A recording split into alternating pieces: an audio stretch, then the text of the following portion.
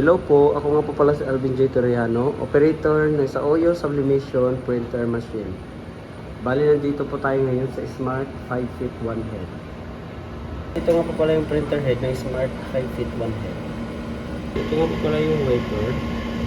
Ito naman po yung copy. With clean. Pantayin lang po hanggang sa matapos. After po ng cleaning, kailangan natin punasan yung wiper at saka yung copy.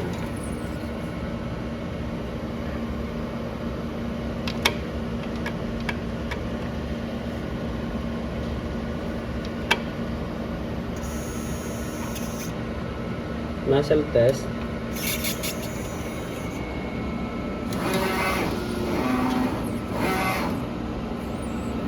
Wala po po yung nozzle bago tayo mag-clean. Ito po pala yung ink tank.